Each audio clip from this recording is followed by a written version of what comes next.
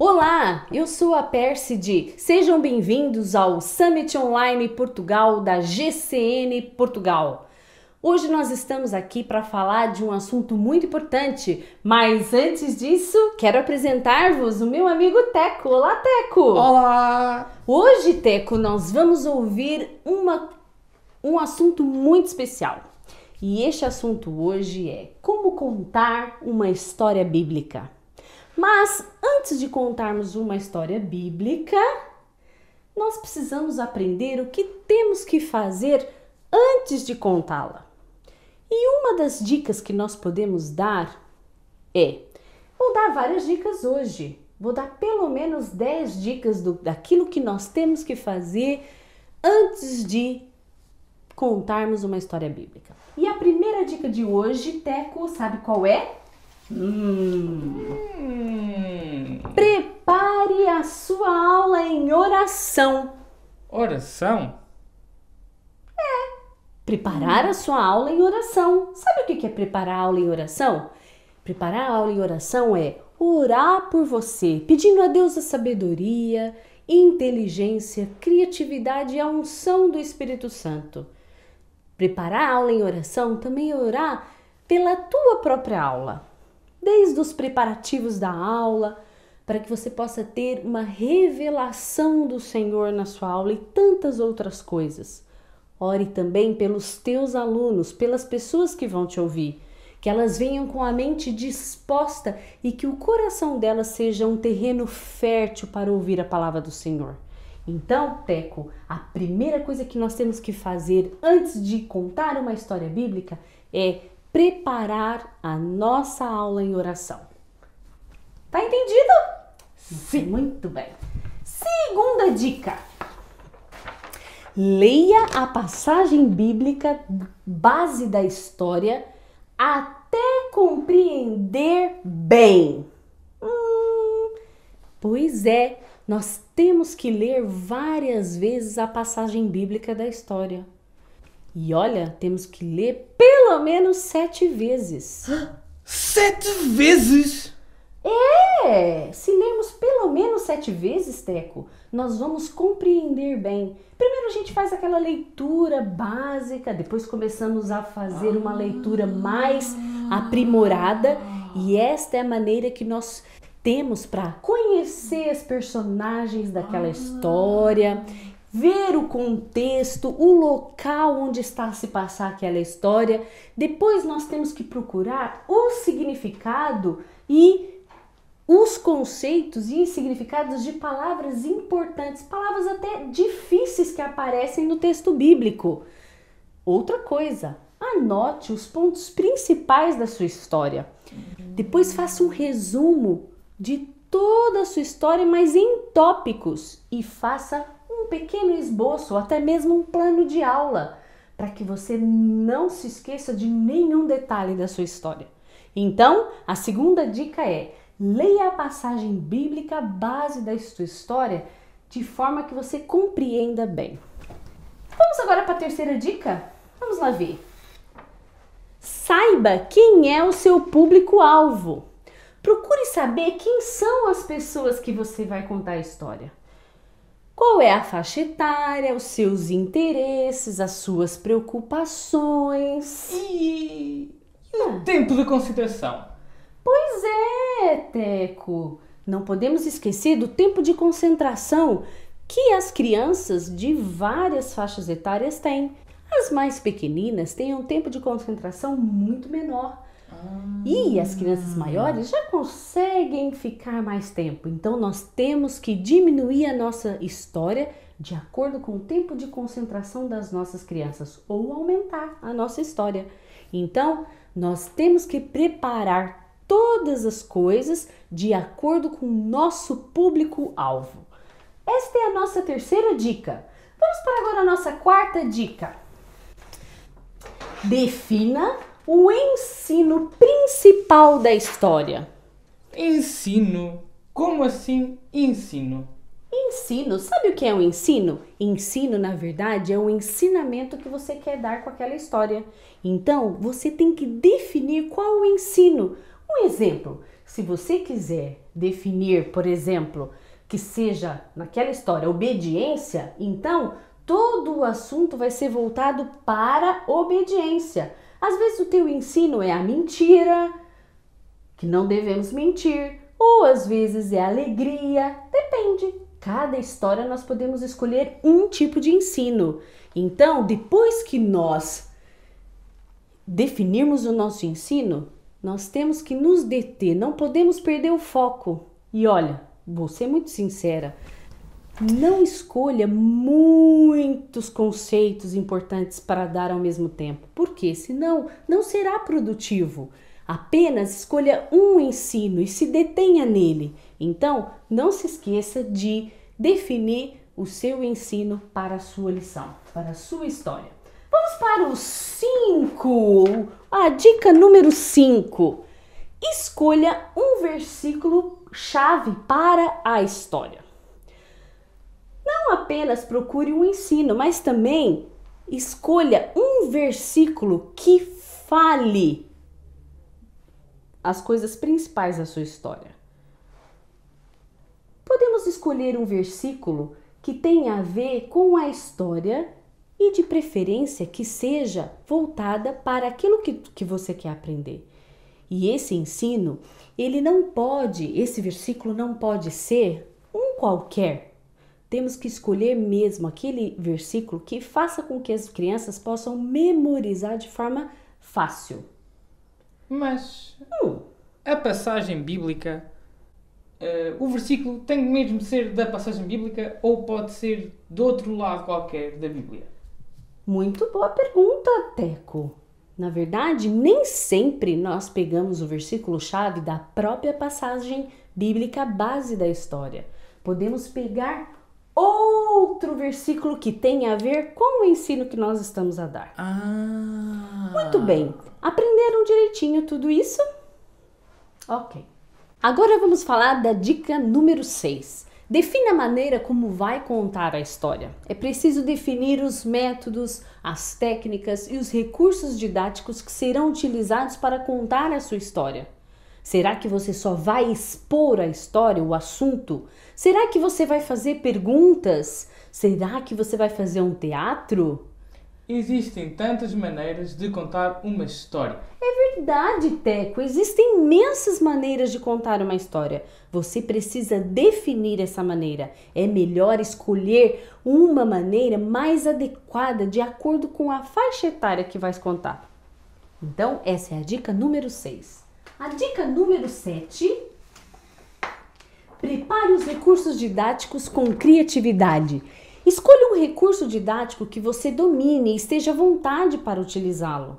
Numa mesma aula, não utilize imensos recursos didáticos diferentes. E nem o quê? E nem utilize sempre os mesmos recursos didáticos. Procure variar para que as aulas fiquem mais atrativas. É verdade. Imagina se nós usássemos sempre os mesmos recursos didáticos. As nossas aulas iam começar a ficar muito chatas. Pois iam ficar muito chatas. Por isso que nós temos que variar. E outra coisa, prepare o seu recurso didático com capricho, com excelência. Não faça de qualquer maneira. E se você não tem uma letra bonita, faça no computador. Se você não sabe desenhar ou pintar, procure recursos ou pessoas que possam te ajudar. O importante é fazer o melhor. Dica número 8. Treine a história com antecedência. Pois é, treine a história várias vezes. Eu posso contar para mim mesmo no espelho. Boa ideia, Teco. Nós podemos contar a nossa história para treinar em frente ao espelho, porque aí nós podemos ver aquilo que nós estamos fazendo de mal. Temos que cronometrar também o tempo. O tempo também é muito importante, porque o tempo é determinado e nós não podemos fugir do horário. Conte história também para alguém da sua confiança. Eu estou contando isso para ti, Teco, porque tu és da minha confiança, para que você possa avaliar. E depois, se você treinar muitas vezes, você vai ter mais autoconfiança e não ficará ansioso e nem nervoso. Então, treine a história com antecedência, viu? E vamos para a dica agora número 9. Prepare o local para receber as crianças. Prepare o local de acordo com a idade das crianças. Organize o local de forma que seja alegre e atraente. Veja se há recursos suficientes para isso. Veja se há cadeiras, se há mesas, se há tapetes, se há quadros. Veja se há todos os recursos que você precisa. E principalmente o que, Teco? Criar um ambiente aconchegante e acolhedor. É verdade, porque quando nós temos um ambiente aconchegante e acolhedor, as crianças se sentem muito mais confiantes e elas têm prazer de estar ali a ouvir a sua história. Por isso, não se esqueça de preparar o local para receber as crianças. E última dica, antes de contarmos a nossa história, sabe qual é? 10. Verifique se todas as coisas estão prontas e organizadas. Veja se você tem a sua Bíblia, se o seu esboço da aula está contigo. Verifique se os recursos didáticos estão prontos e preparados para serem usados. Verifique se os materiais necessários para a sua aula estão separados direitinho. Verifique se o local está pronto. Verifique se há pessoas para lhe ajudar. Tantas coisas, não é, Teco? Sim, nós temos que ver se está tudo certo e está tudo correto. Então temos que fazer uma checklist! Checklist, isso é excelente, é uma ideia fantástica. Podemos fazer uma checklist e depois, conforme vamos verificando se tudo está organizado, vamos lá colocando ok. E no final vai estar tudo pronto para a sua aula. Estas são então as 10 dicas para você fazer antes de contar a sua história. Agora que nós sabemos as 10 dicas que temos que fazer antes de contar a nossa história, eu vou contar-vos uma história muito interessante. E para vocês verem aquilo que nós temos que fazer quando contarmos uma história para as crianças. Então vamos lá. Hoje a nossa história é a parábola dos talentos. A parábola dos talentos está escrita em Mateus 25, de 14 a 30. Teco, tu conheces essa história? Sim, mais ou menos. Mais ou menos? Pois é, a palavra de Deus no Novo Testamento conta uma história muito interessante. Na verdade, quem conta essa história é o próprio Jesus. Jesus era muito inteligente. Jesus tinha uma criatividade incrível. Ele contava e ensinava as pessoas através de histórias. Na verdade, sabe o que significa parábola? Parábola significa história. E Jesus contava parábolas para explicar coisas do dia a dia das pessoas, para explicar principalmente lições espirituais às pessoas. E hoje nós vamos ouvir a história do quê? Da parábola dos talentos, que está escrito, como eu disse, em Mateus 25, de 14 a 30. Essa história começa o seguinte: Jesus conta às pessoas esta parábola. E ela começa assim: havia um homem que era muito rico e ele tinha muitas propriedades, tinha muito dinheiro. E por ele ser um homem que era rico, ele tinha também alguns empregados. Só que ele precisava viajar. E sabe o que ele fez?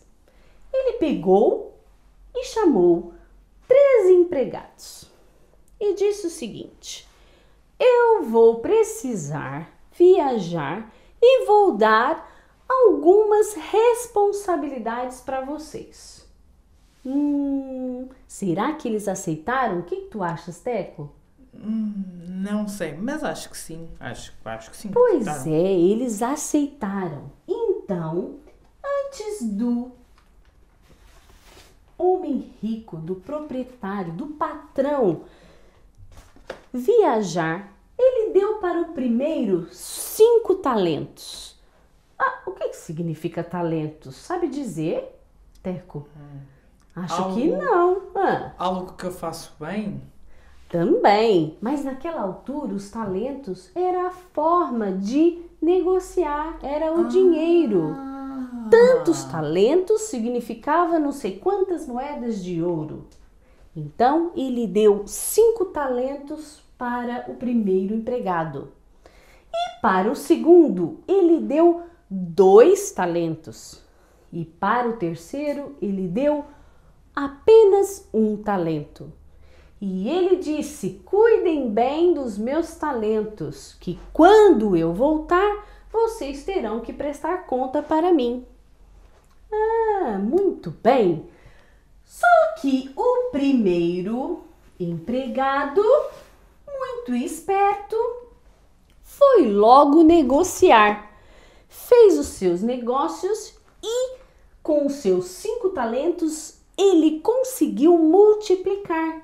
E conseguiu mais, então ficou com 10 talentos. Então ele tinha 5 e com os seus negócios ele ficou com mais 5. E agora ele tinha 10 talentos. Ele era inteligente, não era, Teco? Sim, era muito inteligente. E muito esperto. Muito bem. E ele todo feliz fez os seus negócios e começou então a ter 10 talentos.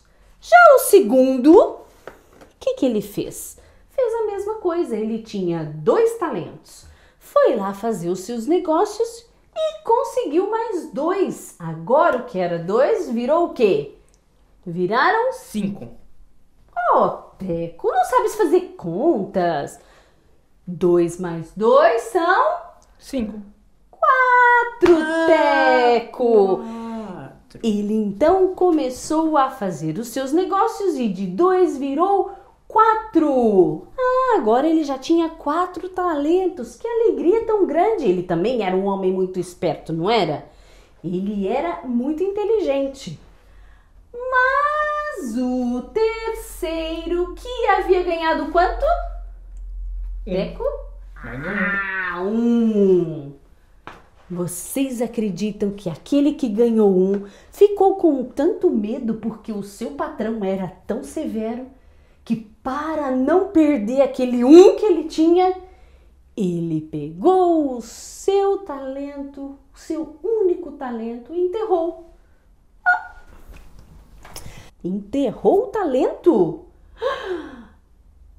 Tu farias isso, Teco? O patrão era mau, não sei. Não sabe? Pois é. Mas este homem pensou desta forma. Foi lá e enterrou o seu único talento. O que será que aconteceu? Passou o tempo. O seu patrão resolveu voltar para ver como estavam os seus empregados, as suas propriedades. E quando ele resolveu voltar, a primeira coisa que ele fez foi o quê? Procurar os talentos. Os talentos que ele deu para os funcionários, seus empregados. E ele foi então no seu primeiro empregado e disse assim: então, eu te dei 5 talentos, o que você agora pode me dar? Aí o empregado, olha a cara dele de felicidade. Ele veio todo feliz, por quê? Porque ele havia ganhado 5 talentos e agora estava trazendo 10 talentos para o seu patrão. Ele estava numa alegria tão grande. Será que o patrão ficou com tristeza no coração? Não. De maneira nenhuma. Olha o que a palavra de Deus disse sobre isso. O patrão, quando viu aquilo tudo de talentos, ele disse para o seu servo: muito bem, servo bom e fiel. Sobre o pouco foste fiel e sobre o muito te colocarei. entra no gozo do teu Senhor. Ele ficou muito feliz pelo seu empregado ter conseguido multiplicar a quantidade de talentos que ele tinha dado. Muito bem. Ele foi então no segundo empregado e quando chegou lá, lembra que o segundo empregado ganhou quantos talentos, Teco? Ele tinha 2, mas depois ganhou mais 2 que ficou com 4. Não. Ai, de você, se você tivesse falado 5. Eu aprendi. Então tá bom. Então são 4. E quando ele chegou, o seu patrão pegou e perguntou: onde estão os talentos que eu te dei? E ele então mostrou todo feliz: olha, eu ganhei 2 talentos do senhor e agora estou a trazer 4 talentos. Que felicidade tão grande, não é, Teco? O patrão ficou muito feliz. E o que o patrão disse também para ele? Servo bom e fiel.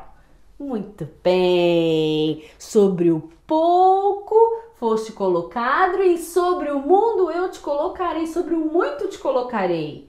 Entra no gozo do teu Senhor. E o patrão ficou muito feliz e muito alegre pelos 2 empregados.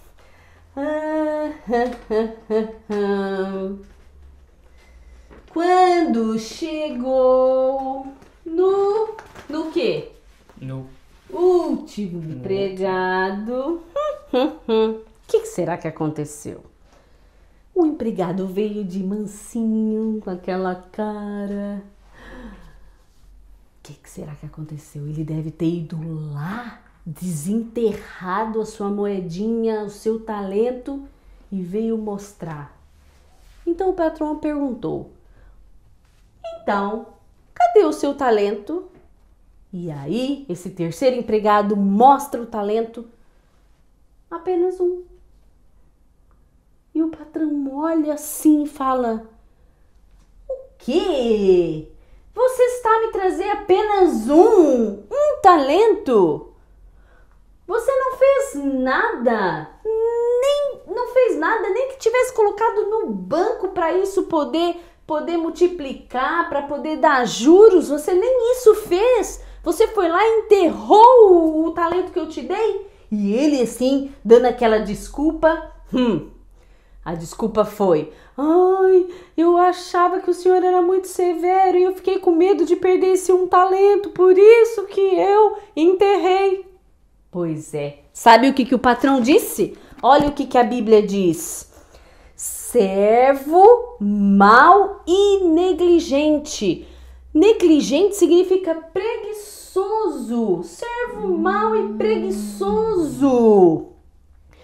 A Bíblia diz que, sabes que onde você ceifou, onde não semeou, e é junto onde não espalhei, devia então ter dado meu dinheiro aos banqueiros, e quando eu viesse, receberia o que é meu com os juros.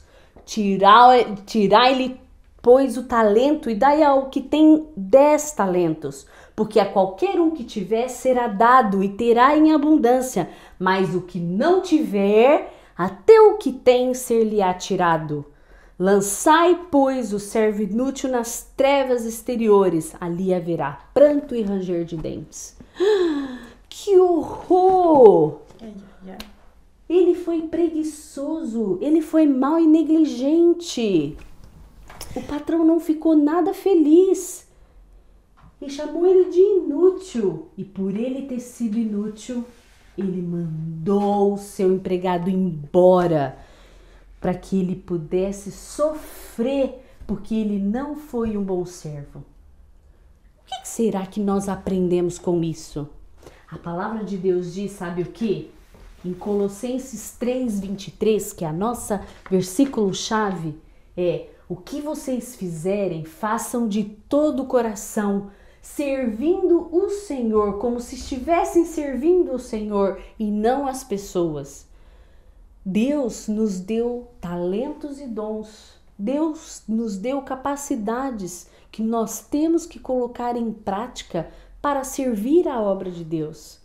Quando você esquece de colocar esses talentos ou não faz, Você é um servo inútil e preguiçoso.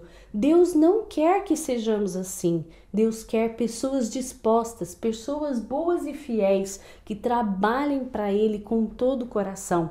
E quando você fizer algo para o Senhor, faça-o de todo o coração, pensando que é mesmo para o Senhor e não para as pessoas.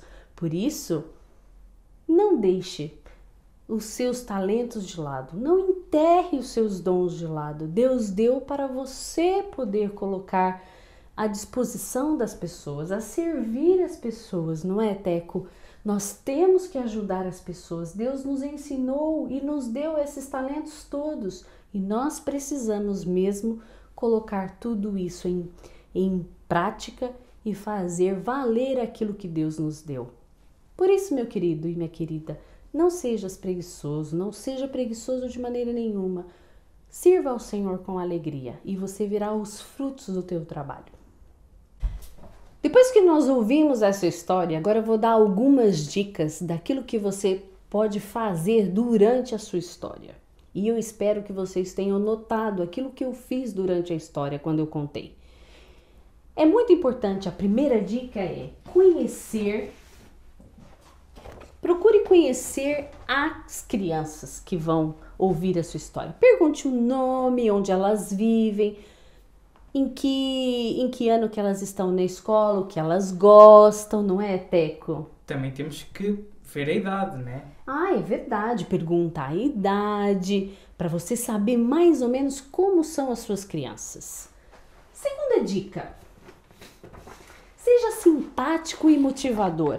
Receba as suas crianças com simpatia, alegria, com um sorriso no rosto e diga sempre expressões motivadoras. Por exemplo, é muito bom ter-te aqui, Teco. A sua visita é uma alegria para nós. Você tem que ser simpático e motivador. Não se esqueça de fazer isso. Terceiro tópico. Alterne o tom da sua voz. Varie o tom da voz para que não fique algo monótono ou monocórdico. Temos que fazer o que, Teco? Falar mais alto ou mais baixinho ou até sussurrar. É verdade, quando nós variamos o tom da nossa voz, nós chamamos a atenção das crianças para nós. Quarta dica. Utilize a Bíblia para contar a história. Quando nós utilizamos a Bíblia, nós podemos ler citações e trechos específicos que a Bíblia conta. Então, nós não podemos esquecer de utilizar a Bíblia. 5. Aplique o ensino e o versículo-chave na história. O ensino da nossa história de hoje foi que nós não podemos ser servos inúteis e preguiçosos. Nós temos que colocar os nossos talentos à disposição da obra de Deus. Por isso que nós temos que aplicar o nosso ensino e depois aplicar também o nosso versículo, é fazer o melhor para o Senhor. Então, não se esqueça de aplicar o ensino. Número 6. Explique as palavras e os conceitos difíceis. Se houver alguma palavra, algum conceito difícil, é necessário explicar, utilizando uma linguagem simples, conforme a faixa etária dos alunos, não é verdade, Teco? Sim, nós temos também que adaptar a nossa linguagem à faixa etária. É verdade. Por quê? Porque nunca podemos falar para crianças como se estivesse falando para adultos. Nós temos que adaptar a nossa linguagem. A dica número 7 é: faça perguntas e dê exemplos. Faça muitas perguntas às crianças para você perceber se elas estão a prestar atenção naquilo que você está a dizer. E outra coisa, dê exemplos, porque facilita, na verdade, a compreensão de todo o ensino que você quer dar. E é claro, os exemplos que você tem que dar tem que ser de acordo com a realidade das crianças. Então, Teco, não se esqueça, nós temos que dar sempre exemplos para as crianças poderem entender bem, tá bem? Dica número 8. Peça a participação das crianças. Pois é, envolva as crianças na história. Quem mais que podemos fazer? Podemos pedir para o quê, hein, Teco? Para elas o quê? Para elas participarem connosco. É verdade, elas podem participar dando as suas opiniões, elas podem então, conforme elas dão as suas opiniões, elas se sentem motivadas para poderem estarem ali naquela lição, ouvindo aquela história de uma forma mesmo motivadora. Dica número 9. Utilize os recursos didáticos com eficiência. Pois é, saiba utilizar os recursos que você escolheu. Mas tenha o quê? Muita firmeza e confiança. Use tranquilamente. Utilize os recursos com naturalidade. E por isso que é muito importante nós treinarmos. E quando nós treinamos, nós ficamos mais confiantes naquilo que estamos a fazer. Os recursos nunca podem prejudicar a sua aula. Não podem chamar a atenção das crianças para o recurso, mas ele tem que auxiliar a sua história. Então, é importante escolher bem o recurso, não é? Muito bem, isso mesmo. E a última dica para você fazer durante a sua história é: no final da história, leve as crianças a refletirem e a orarem. Organize bem o seu tempo para que tenha mesmo uma sobra de tempo no final para vocês poderem orarem com as crianças, fazerem as crianças refletirem sobre o ensino, naquilo que elas não estão conseguindo fazer ou até mesmo aquilo que elas conseguem fazer. E no final, ore com elas, ore junto com elas. Elas realmente vão ter oportunidade de muitas vezes derramar os seus corações, vão poder colocar para fora aquilo que elas sentem a respeito daquilo que você contou. Então, não se esqueça dessas dicas. Mas sabe, Teco, tenho mais 3 dicas, sabe para quê? Para depois, quando acabou a história e você já está longe das crianças, então agradeça a Deus. Nós temos que agradecer a Deus pelo privilégio de podermos falar da palavra de Deus às crianças. Agradecer a Deus pela nossa aula, mesmo por aquelas coisas que não correram tão bem como nós gostaríamos. E mais que podemos agradecer. Também temos que agradecer pelas crianças, pelos seus corações férteis e por receberem a palavra, né? É verdade, nós temos que agradecer, porque nós já tínhamos pedido para que elas fossem corações férteis, fosse uma terra fértil para receber a palavra do Senhor, e nós temos que agradecer por isso. Outra coisa, segundo tópico, para estarmos já quase a terminar. 2. Avalie a sua aula. Faça uma autoavaliação do seu desempenho. Anote o quê?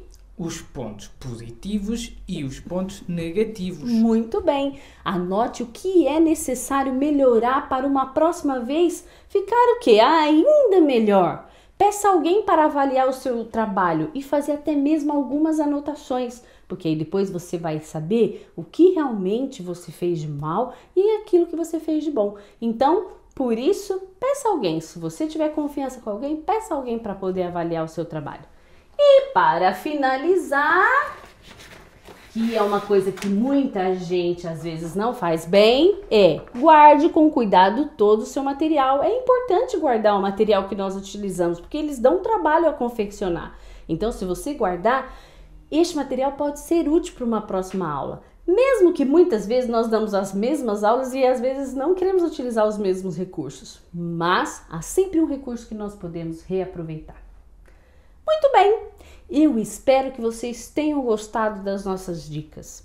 Eu sei que é muito difícil fazer tudo isso, mas peça a Deus que Deus vai te dar capacidade para poder elaborar uma história maravilhosa, porque a história de Deus, a grande história de Deus, nós temos que contá-la com todo amor, com toda vontade, com toda criatividade.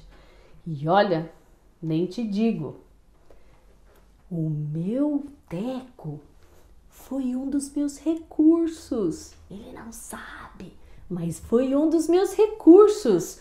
Então, se você estiver também que falar para de alguma forma online, utilize também um fantoche para que ele possa te auxiliar, para você sentir que você tem alguém ali a te ouvir e possa facilitar toda a contagem da sua história. Teco? Oh, Pérsido, Ah, o que é um fantoche? olha o que vem me perguntar agora. O que é um fantoche? Depois eu te conto essa história. Mas vou te dizer uma coisa. Vai até o espelho e tu vais descobrir o que é um fantoche. Tá bem? Vou dar uma aula. Pois, não sei se ele vai dar uma aula. Mas olha, faça isso. Vai até o espelho e olhe lá e tu vais descobrir o que é um fantoche. Teco, obrigada por ter me ajudado. Você foi muito bom para nós e espero que você também tenha gostado de nos ajudar hoje. Sim ou não? Sim. Sim? Gostei. Então tá bom. Pessoal, muito obrigada e fiquem com Deus. Espero que tudo isso seja uma bênção para as vossas vidas e que Deus abençoe o vosso trabalho a cada dia. Não é? Sim. Um beijinho grande a todos e fiquem bem. Tchau! Tchau!